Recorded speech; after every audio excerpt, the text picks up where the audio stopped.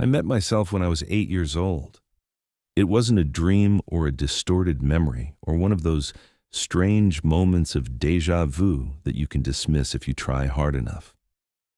I stood in front of a child who had my face, my voice, my habits, down to the smallest unconscious details. He shifted his weight the same way I did when I felt unsure. He stared a second too long when trying to understand something, and when he spoke, his voice carried the exact same hesitation I remember having at that age. The most unsettling part wasn't that he looked like me, but that he didn't recognize me at all. He looked at me like I was just another adult, another stranger who had stepped into his world uninvited. The memory didn't come back all at once. It started as small, disconnected fragments that didn't seem important on their own. I would catch myself remembering the feeling of standing in my childhood hallway, even though I hadn't been there in years. Sometimes I would hear a faint echo of my own voice, younger and softer, asking questions I couldn't quite make out. At night, I would feel a strange sense of familiarity with something I couldn't see, like I was remembering a moment just out of reach. At first, I blamed it on grief. My mother had passed away not long before all of this started, and everything in my life felt slightly distorted after that, like I was living in a version of reality that didn't quite align with the one I used to know. As days passed, the fragments became more persistent. They didn't form a clear memory, but they carried a weight that made them impossible to ignore.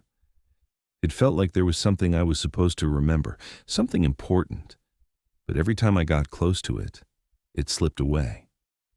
The feeling grew stronger until it became impossible to push aside, and eventually, it led me to the one thing that made everything impossible to deny. I found the photograph by accident while going through old things that hadn't been touched in years.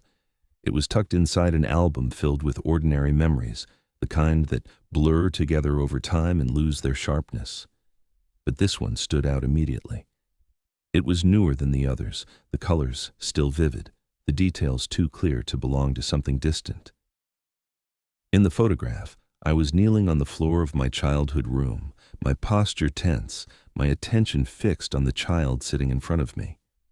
The child was me, 8 years old, wearing a shirt I hadn't thought about in years, his hair uneven in a way that brought back a sudden, sharp memory of my mother trying to fix a bad haircut. We were facing each other like we were in the middle of a conversation, not posing for the camera, not aware that anyone was watching. It felt like a private moment that had been captured without permission. I stared at that image for a long time, trying to force my mind to make sense of it, but nothing about it felt explainable. It wasn't just resemblance or coincidence, it was exact, down to the smallest detail, and yet I had no memory of it happening. That absence was what unsettled me the most. I remembered being 8 with painful clarity. I remembered the house, the layout of every room, the small routines that filled my days, the things that frightened me and the things that didn't. There was no space in those memories for something like this, no gap where this moment could fit. It was as if it had been carefully removed, leaving everything else untouched.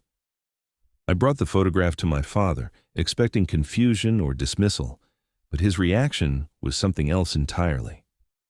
At first, he barely glanced at it, treating it like just another old picture that didn't matter. But when I insisted and made him really look, something in his expression changed in a way that made my chest tighten. It wasn't surprise or disbelief. It was recognition, the kind that comes from remembering something you wish you had forgotten.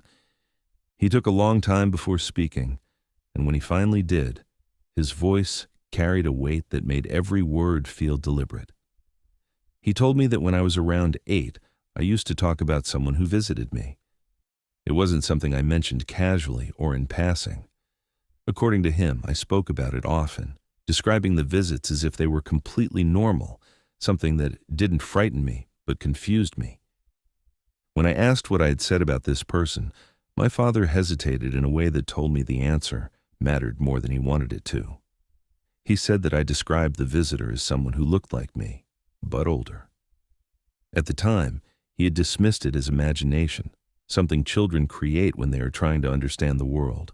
My mother had been more concerned, but when the stories stopped, they both chose to believe it had just been a phase. Hearing that explanation didn't bring any comfort. It only made everything feel more real. I asked what I had said during those visits, and my father told me that I used to mention conversations, questions that the visitor would ask about things that hadn't happened yet. The way he said it made it clear that even now, he didn't fully understand what it meant. That night, I couldn't sleep. The photograph sat on my desk, face down, but it didn't matter because I could still see it clearly in my mind. I kept thinking about what my father had said, about the idea that this wasn't just a strange image or a forgotten memory. If I had met someone who looked like me when I was 8, then that moment wasn't just part of my past. It was something that still had to happen. The thought didn't feel impossible. It felt inevitable, like something that had already been decided long before I became aware of it. Over the next few days, I tried to ignore it, forcing myself into routines and distractions, but the feeling never left. Every quiet moment pulled me back to the same conclusion, the same realization that there was only one way to resolve what I had seen. Eventually, without making a conscious decision, I found myself driving toward my old house. The journey felt automatic, as if I had done it so many times before that I didn't need to think about it. When I arrived, the house looked smaller than I remembered, but it didn't feel abandoned. It felt like it had been waiting, like it existed in a state of suspension, untouched by time. The front door was unlocked, which should have been enough to make me turn back, but instead, it felt like confirmation. I stepped inside and was immediately struck by how familiar everything felt. The air carried the scent of dust and old wood, layered with something faintly sweet that I couldn't quite place. Every step I took echoed through the silence, and with each movement, memories began to surface more clearly. I moved through the house slowly, letting the familiarity guide me. Each room felt like a piece of something I had almost forgotten, but was now being forced to remember. When I reached the staircase, I paused, feeling a tension that I couldn't fully explain. For a moment, everything was silent, and then I heard it. A voice, soft and uncertain, calling out into the emptiness. It was my voice, not the way it sounds now, but the way it used to, higher and unsteady, carrying a kind of innocence that felt distant and unfamiliar. The moment I heard it, something inside me shifted. There was no doubt, no hesitation, just a clear understanding that I had reached the moment I had been moving toward. I climbed the stairs slowly, each step feeling heavier than the last, as if I was walking into something that had already been decided. The door to my old room was slightly open, and when I pushed it, everything seemed to fall into place. He was sitting on the floor, exactly as I remembered. The details were so precise that it felt unreal, like I had stepped into a memory that had been preserved perfectly. When he looked up at me, there was no immediate fear, only confusion and a quiet curiosity that made the moment feel even more unsettling. We stared at each other for what felt like an endless stretch of time before he finally spoke. He asked who I was, his voice steady despite the situation, and I struggled to find a way to answer that didn't sound impossible. When I told him the truth, that I was him, he didn't react the way I expected. He didn't laugh or deny it. Instead, he studied me carefully, as if he was trying to decide whether the explanation made sense. He asked questions, simple ones at first, trying to understand why I was there and what it meant. I answered as honestly as I could, even though every word felt inadequate. There was a strange familiarity in the conversation, a sense that I had been here before, saying these same things in this same way. At one point, he looked at me with a kind of concern that felt out of place for someone his age and asked why I looked sad. The question caught me off guard because I hadn't realized how obvious it was. I tried to deflect it, but he insisted, pressing in a way that made it impossible to avoid the truth completely. When he asked about our mother, the weight of everything I'd been holding back became impossible to ignore. I struggled with how much to say, knowing that whatever I told him could shape how he experienced what was coming. In the end, I chose my words carefully, telling him just enough to prepare him without taking away the time he still had. He listened quietly, absorbing what I said without reacting the way I expected. There was a stillness in him that made the moment feel heavier, as if he understood more than he should have.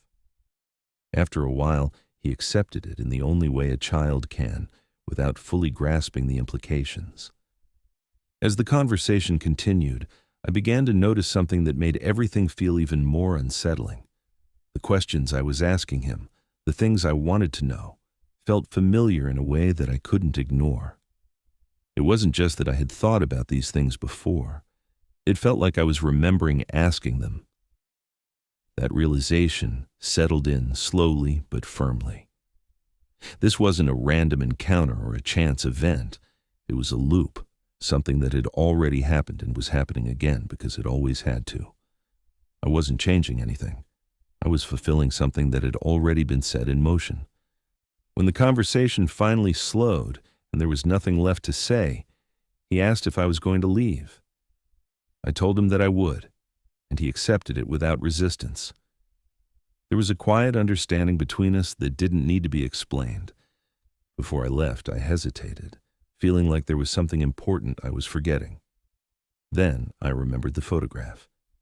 I asked him to stay where he was and crouched down in front of him, recreating the exact position I had seen in the image. For a brief moment, everything felt perfectly still, as if the world itself had paused to let the moment settle into place.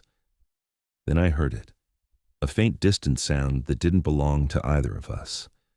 It was subtle, almost insignificant, but it carried a sense of finality that made everything clear. A camera. I turned instinctively, but there was no one there, no movement, no presence to explain it. When I looked back at him, nothing had changed, and yet everything felt different. It was as if something invisible had just been completed, a piece of reality locking into place exactly as it was meant to. I stood up slowly, the weight that had followed me into the house beginning to lift. When I left the room and made my way back through the house, the atmosphere had changed. The heaviness was gone, replaced by a quiet emptiness that felt natural, almost expected. When I stepped outside, the air felt normal again, like the world had returned to the way it was supposed to be. I didn't look back at the house because I didn't need to. I already understood what had happened. The photograph hadn't been evidence of something impossible. It had been a record of something inevitable, a moment that existed because it always would. And the strangest part, the part that still stays with me no matter how much I try to rationalize it, is what happened to my memories afterward. When I think back to being 8 years old now, that moment isn't missing anymore. It isn't confusing or unclear. It feels complete, like it was always there, waiting for me to finally understand it. Like I had always known that one day I would open that door, step into that room, and come face to face with something I couldn't escape. Myself. If this felt real, that's because it was almost real. I'll see you in the next memory.